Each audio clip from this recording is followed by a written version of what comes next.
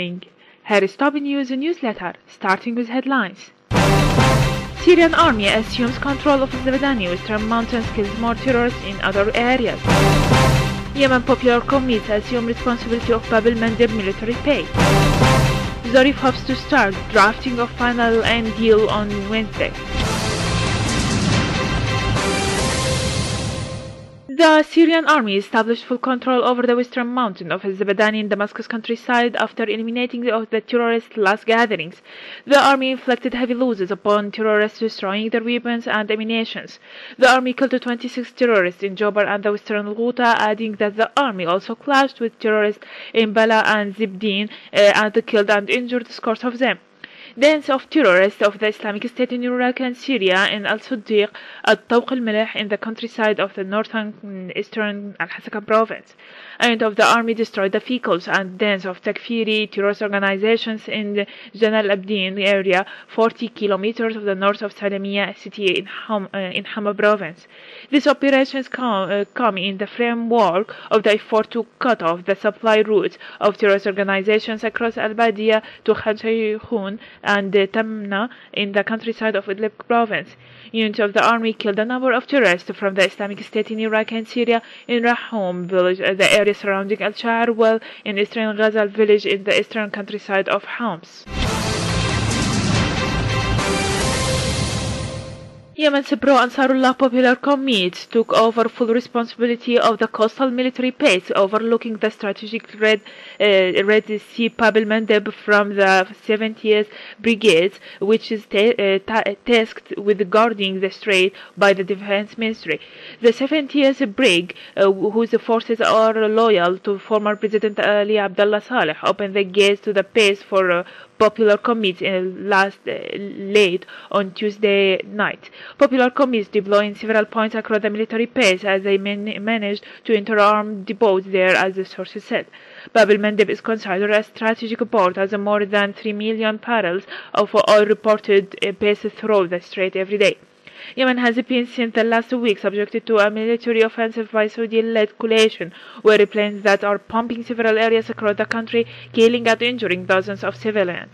The attack is aimed at protecting the Saudi-backed former President Abdurrabbu Mansour Hadi, whose mandate had ended after he offered his resignation and then took it back.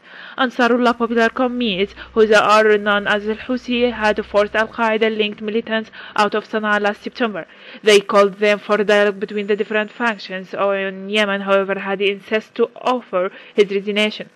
Hezbollah Secretary General Said Hassan Nasrallah denounced earlier on Friday the aggression against Yemen, stressing that Saudi Arabia's real intention behind the attack is to regain dominance on Yemen. Meanwhile, Said Nasrallah called for the halt of the attack, assuring that the current crisis in the country should be resolved politically. Iran and the P5+1 group, Russia, China, France, Britain, the US and Germany, which are holding talks in Swiss city, has been supposed to reach a mutual understanding by last Tuesday as a part of a border effort to click a final agreement on Tehran nuclear activities by end of June. A few minutes earlier, Russian Foreign Minister Sergei Lavrov said Iran and the world powers have worked out on agreements, adding that the 7 nations are now working on drafting the text. Speaking in Russian media at the end of the marathon talks in Lausanne, Switzerland, Lavrov said that Iran and the G5+1, the US, Britain, China, Russia, and France, plus Germany, have reached an agreement in principle on all key issues. Now this has been to draft, as he said.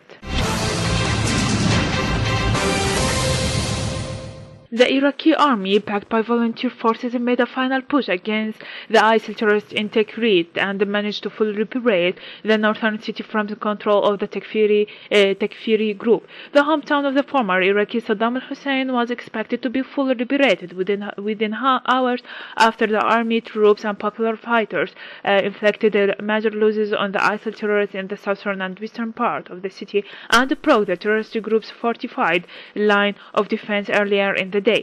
The Iraqi army and volunteers forces managed to retake Salahuddin provincial government's headquarters from the Takfiri group earlier today. The Iraqi army also inflicted heavy casualties on the ISIL terrorists in Tikrit. The army soldiers made headway in their fight against the ISIL in Tikrit after killing more than 36 terrorists and raised the national flag over the building of the medical center. The Iraqi Prime Minister Haider al-Abadi announced that his country's forces are very near to winning back full control over Tikrit, adding the Mosul and the Lambar will be the next step. The Iraqi troops are in the final battles for retaking control of Tikrit and Salahuddin province, the Iraqi Prime Minister said after meeting UN Secretary General in Baghdad. Al-Abadi underlined that the Iraqi troops will try to regain control of Mosul and the Lambar in the next stage of their operation after Tikrit. That's all for today. Thanks for joining us. I'm Inas Ahmad. Good night.